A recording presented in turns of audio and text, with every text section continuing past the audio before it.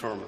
But Mr. Sutton, don't you argue at one point in your brief that the bar lacks jurisdiction to consider constitutional issues? I do.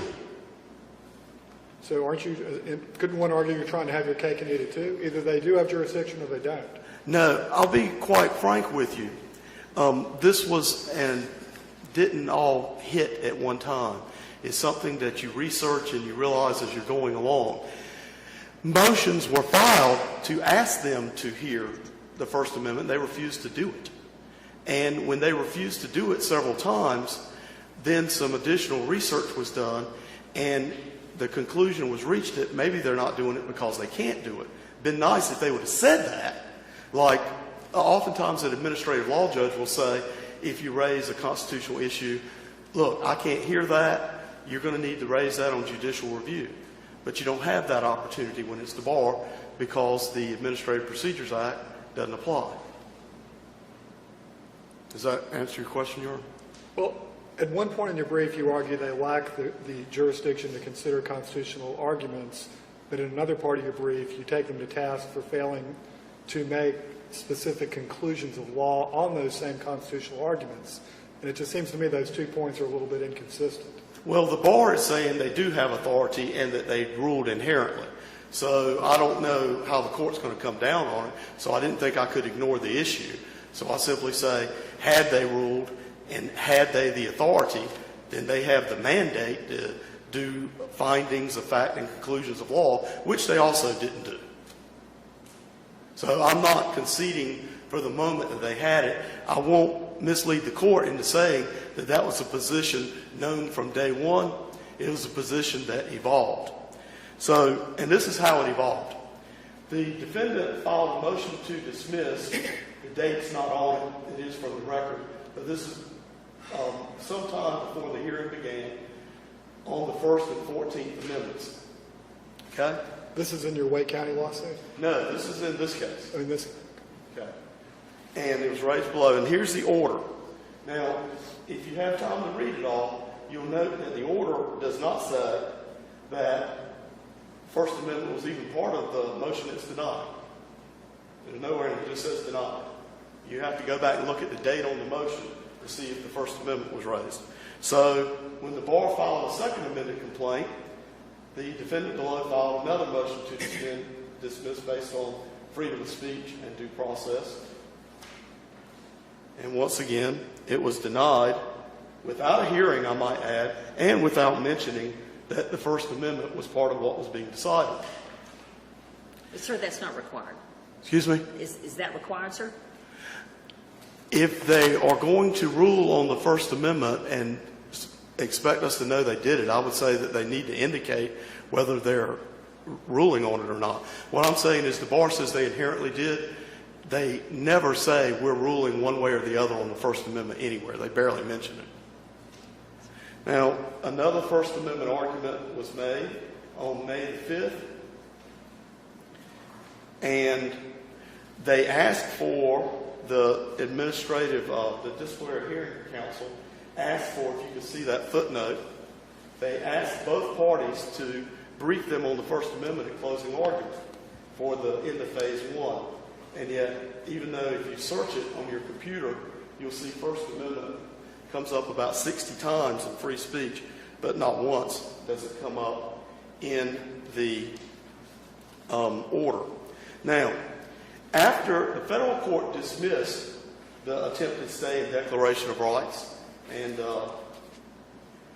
and when it did so, it issued a ruling. And after that ruling came out, the defendant filed this motion, a motion to compel them to rule on freedom of speech. And in it, this is a page from the federal decision, it says that the panel still has the opportunity to rule on the First Amendment because it's not concluded. So at that point, another motion was made, which again was denied. Now, I want to show quickly, this is the first brief filed April the 3rd of 2013. Here is a signature that in no ways indicates that it is an electronic stamp or copy or what have you. They did an amended complaint a few days later, which contained a minor correction. They changed something from an Inc. to an LLC. It was perfectly permissible for them to do that. But then they did something they're not permitted to do. In their second amended complaint, they added 5 new claims, 7, 8, 9, 10, and 11, which were new facts, didn't have anything to do with 1 through 6. You can see the date on here is December the 4th. The bar rules only allow them to file complaints, not amendments, unless the amendments arise out of the same facts in an earlier complaint. Had they done this the right way, there would have been 2 different hearings and 2 different complaints. But they chose not to follow their own bar rules, which they claim is the extent of their supervision. Now, unlike... And sir, you say that, sir, are you arguing that there were different facts that were to be applied in the amendments? Yes. Claims 7 through 11 had nothing to do with any of the facts in 1 through 6. And the bar rules state plainly and clearly had to be a different complaint. And you couldn't even, had they done that, put them together, because only the head of the DHC has the power to join complaints if they're filed 90 days apart. This was 2/3, 3/4 of a year apart. So they did this to get around those rules. And in this case, there's no signature at all from the grievance committee chairperson, not even a stamp. So there's no indication that there was ever a probable cause determination there or anywhere else in the file until all those claims had been litigated. But wasn't there an affidavit that was filed later from Margaret Hunt addressing that issue? That affidavit was not filed until after the phase 1 ended and they already found all those complaints were valid. And so there's no affidavit that indicates that. And actually, the affidavit does not say that she was in on the committee meeting that found probable cause for 7 through 11. And in her testimony, Margaret Hunt says she doesn't know if the person who did ultimately sign it was involved in that grievance committee or not. Because the bar, as a matter of convenience, has divided their grievance committees up into 3 subcommittees. So, as I've got here, I don't know that I'll get to it, but I asked Ms. Hunt, can you tell me whether or not you or Mr. Silverstein sat in on the grievance committees that found probable cause? No, I can't say that, Mr. Sutton. So, after those were done and that affidavit you mentioned was given and it was determined that the complaints weren't signed, the bar ordered, they argued they didn't need to be signed, and the DHC agreed, and they denied my motion based on jurisdiction. But if you note the date on that, it is August 28th.